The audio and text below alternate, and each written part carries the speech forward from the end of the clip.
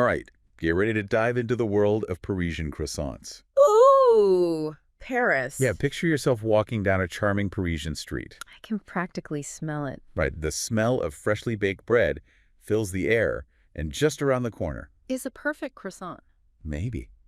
That's what we're trying to figure out today. Sounds delicious. We're following Joshua Weissman, the food YouTuber, I've seen his videos. on his quest to find the absolute best croissant in Paris. That's a tough job, but someone's got to do it. And he's got Parisian croissant expert Adriana along for the ride Good. He'll need a guide. to help navigate the world of Parisian baking. Because, let's be honest, croissants are practically an art form over there. Oh, totally. And Weissman is taking this very seriously. He's actually used... The official judging criteria? Yes, the same judging criteria as the official Parisian Best Croissant competition.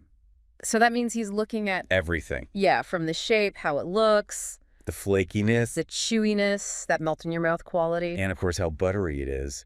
Of course, going to have that buttery flavor. Absolutely. And he kept mentioning this thing called the honeycomb structure. Ah, yes, the honeycomb. What is that exactly? Why is that so important? So imagine you slice a croissant in half and you see all those beautiful little air pockets. I'm picturing it. That's the honeycomb structure, and it's a sign of proper lamination. Lamination, fancy word. It is, but it's basically folding butter into the dough over and over again. To create those layers, Exactly, hundreds of thin layers, and when it bakes, those layers puff up. creating that airiness. Yes, and the flakiness. So if a croissant doesn't have a good honeycomb structure, It's going to be dense, heavy, disappointing.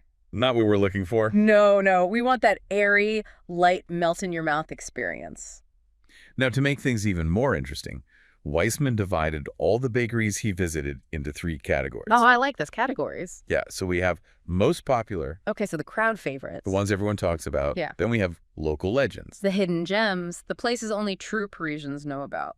Exactly. And then finally we have modern reinventions. Ooh, I like where this is going, pushing the boundary. Yeah, those bakers who are doing something new and exciting with a croissant. I can't wait to see what they come up with. All right, enough setup. Let's get to the good stuff, the croissants themselves. Let's eat. Virtually, of course. So we're going to start with a bakery called Maison Isabelle. Okay. Maison Isabelle, I've heard of them. And with good reason, Isabelle, the baker, she actually won the best croissant competition back in 2018, Wow, starting at the top. going straight to the winner. And Weissman described her croissant as having this delicate crunch on the outside. That initial bite, gotta have that snap. But then on the inside, it's super soft, luxurious. The best of both worlds. It's all about that contrast, right? Absolutely. You want that initial crispy layer, and then you're met with this soft, pillowy, buttery center. And Weissman said the flavor was spot on, perfectly buttery, rich, and just a hint of sweetness. Sounds like a classic, well-executed croissant. And he gave it an 8.5 out of 10, 8.5, that's a pretty strong start. setting the bar high. Definitely high expectations now. Speaking of high expectations, our next stop is Philippe Conticini. Philippe Conticini, I know that name. He's a well-known chef, and he's known for doing something a little different with his croissants. Oh, how different are we talking? He made a giant 1-kilogram croissant. Oh, 1 kilogram croissant. That's like the size of a small dog. It's huge. Yeah. And Weissman was obviously intrigued by this. He gave the experience a 9.5 out of 10. 9.5 for the experience. But what about the actual croissant? The croissant itself only got a 6.5. So maybe bigger isn't always better. Seems like it's probably really hard to maintain that perfect honeycomb structure when you're working with that much dough. Yeah, it's gotta be a challenge. Baking is all about precision. So maybe there's a reason why most croissants are a certain size. Maybe they've figured out the optimal croissant to deliciousness ratio over the years. Okay, moving on from supersized croissants, our next stop is Jan Couvreur. Jan Couvreur, another big name in the pastry world. This is a chef who is known for both mastering the classic croissant The traditionalist. and also experimenting with new flavors. the innovator. A nice balance. Exactly. And one of his reinventions really blew Weissman away. Oh, tell me more. He made a raspberry croissant. Raspberry, interesting choice. And Weissman gave it a perfect 10 out of 10. A perfect 10 after that 8.5 from the previous winner. This must be something special. He said it had a beautiful appearance. The raspberry flavor was fresh and natural, not artificial tasting. It's so hard to get fruit flavors right in pastries. And of course, it had that perfect buttery croissant base. So it wasn't just about the raspberry, the croissant itself had to be top-notch too. And keep in mind, his classic croissant also scored incredibly high.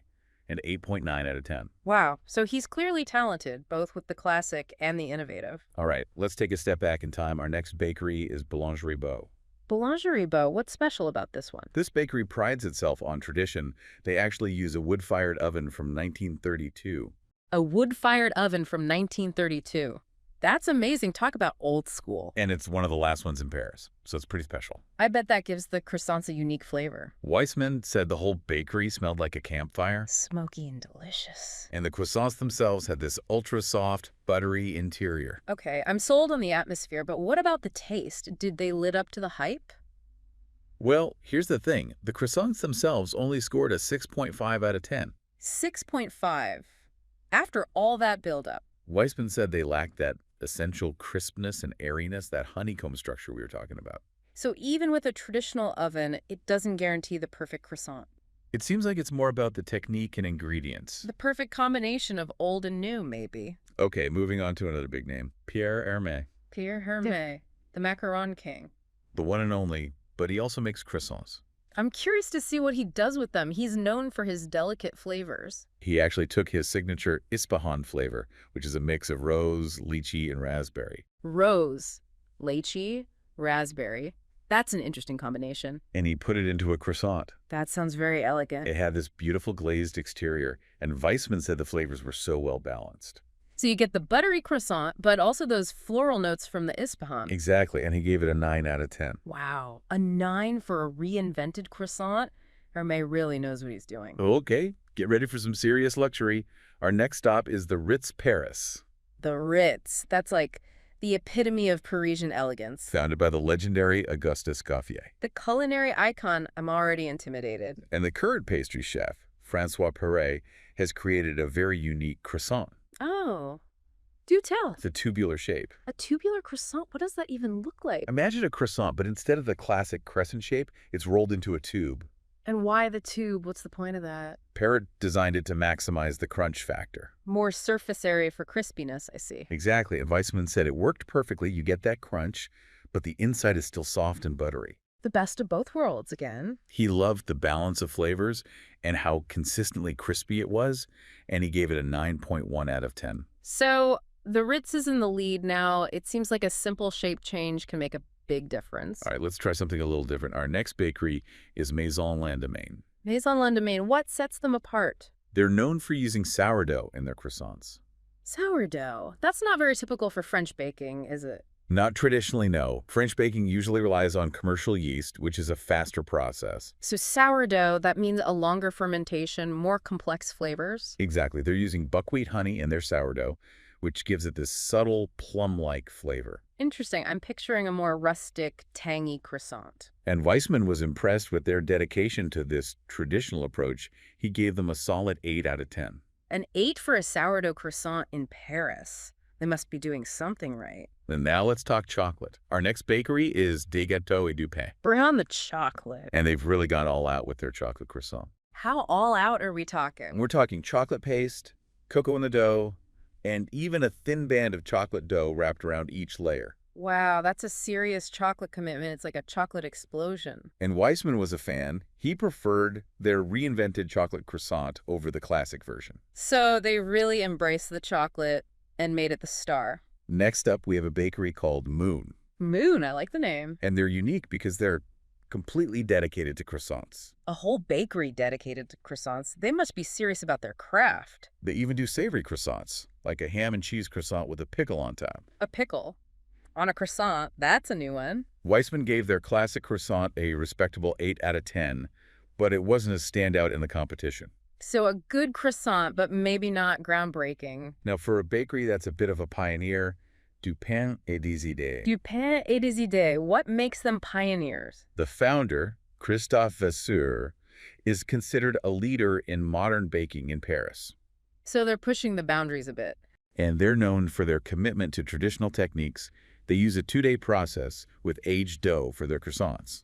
Aged dough. What's that all about? It's a slower fermentation process which allows the dough to develop more complex flavors. So it's more about letting the natural yeasts and bacteria do their thing. Exactly, and Weissman was really impressed with the results. He loved the tender texture and the depth of flavor. So sometimes the old ways are the best ways. He gave it an 8 out of 10, putting it right up there with the best of the classic croissants.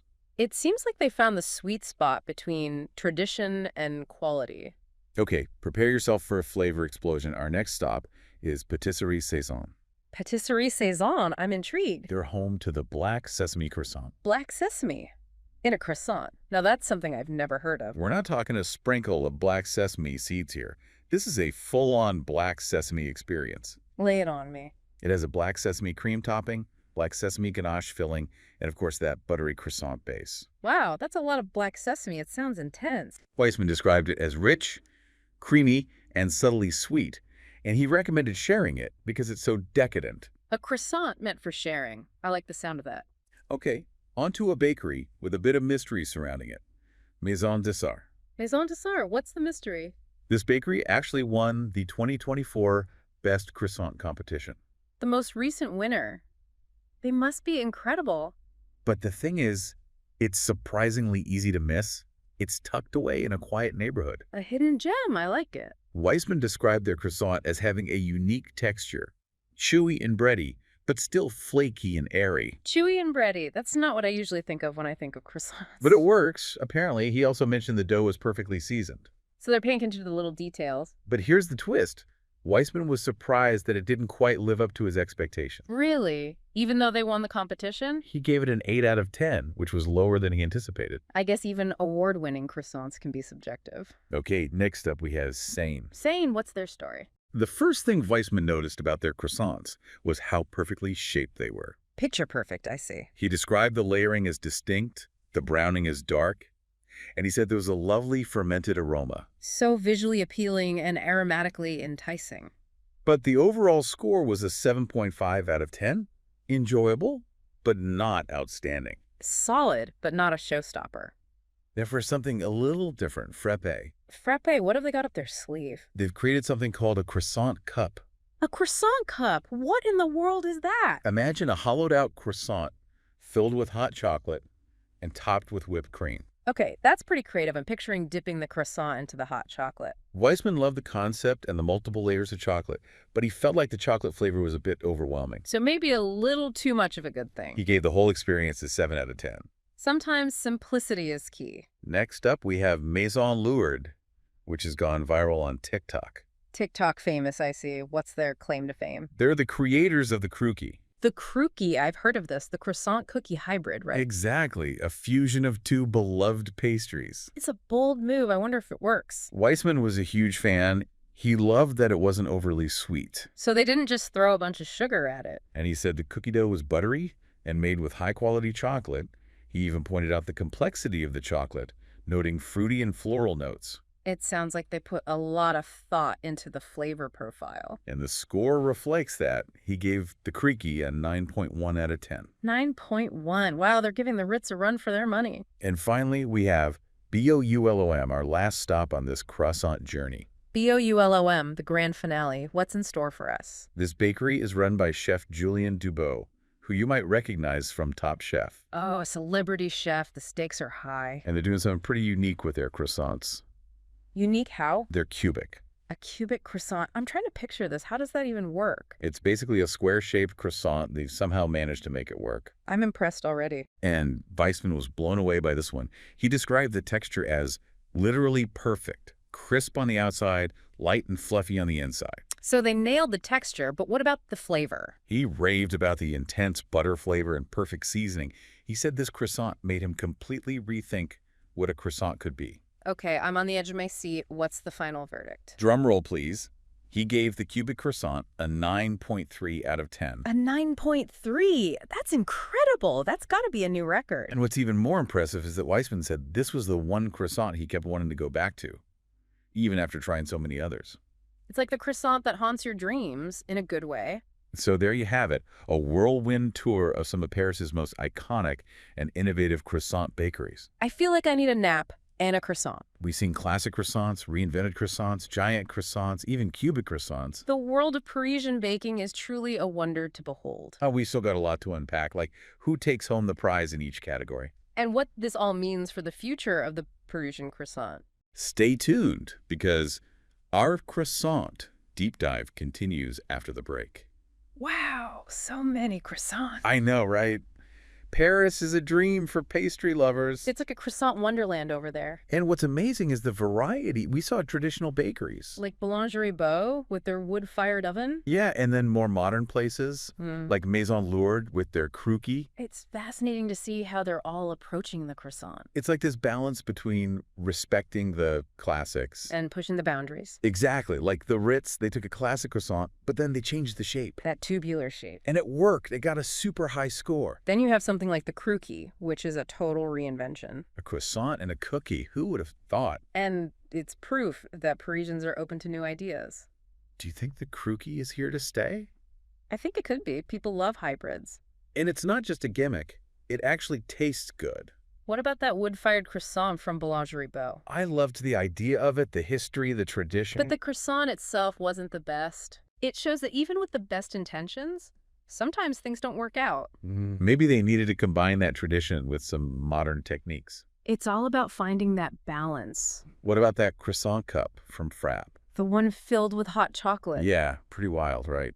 I'd try it, but I wonder if it's too much. Sometimes a simple croissant is all you need. A well-made, classic croissant. Speaking of which, we've heard a lot about the honeycomb structure. That's so important for a good croissant. But do you think most people even know what that means? Maybe not consciously, but they can definitely tell the difference. Between a good croissant and a bad one. Exactly. You want that airy, flaky texture. And then we had those sourdough croissants from Maison Lendemain. The buckwheat honey ones. They were really going against tradition with that. Sourdough isn't very common in French baking. But it worked. It got a high score. It shows that there's room for different approaches. As long as the quality is there. What about those chocolate croissants from Des Gâteaux et du Pain? They were good, but super chocolatey. Almost like a dessert. It makes you wonder, how much chocolate is too much? When does it stop being a croissant and become something else? I think as long as the croissant is still the star, It's okay to experiment. but you don't want to lose the essence of the croissant. It's all about balance, again. Right, finding that sweet spot. And it's not just about the technique, it's also about the passion. You can tell these bakers really care about their craft.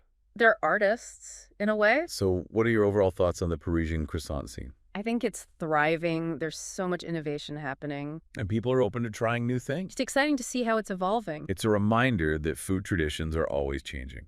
And who knows what the future holds? Maybe we'll see even crazier croissant creations. The possibilities are endless. But before we get too ahead of ourselves, let's talk about the category winners. Yes, let's see who came out on top. Okay, so let's announce the winners. Like the croissant Oscars. Exactly. So for modern reinventions, The envelope, please. the winner is, Maison Lourdes. with their croûki, scoring a 9.1 out of 10. The croûki, a worthy winner. It's so creative Yeah. and delicious. A true innovation. Okay, what about local legends?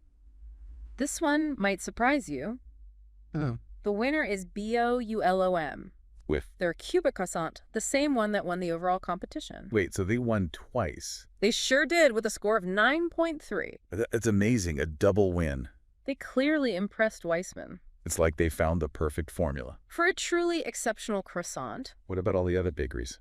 they all had something special to offer. Even if they didn't win, It's a reminder that there's no one right way to make a croissant. there's room for all kinds of styles. And flavors and textures. One thing that really stood out to me was that the cubic croissant, the overall winner. Yeah, the unconventional champion. It wasn't the most beautiful croissant. But it was the most delicious. It's a good reminder that we shouldn't judge a croissant by its shape. Or any food, for that matter. We often get caught up in appearances. But the real magic is in the taste. So, what can we learn from all of this? I think it's about being open to new experiences. Trying things that might seem strange or different. You never know what you might discover. And appreciating the passion and skill of the people who make our food. The bakers, the chefs, the artists, So next time you see a croissant, or any food that looks a little different, don't be afraid to give it a try. you might just be surprised. And if you're ever in Paris, Make sure to go on a croissant adventure of your own. until then, bon appétit.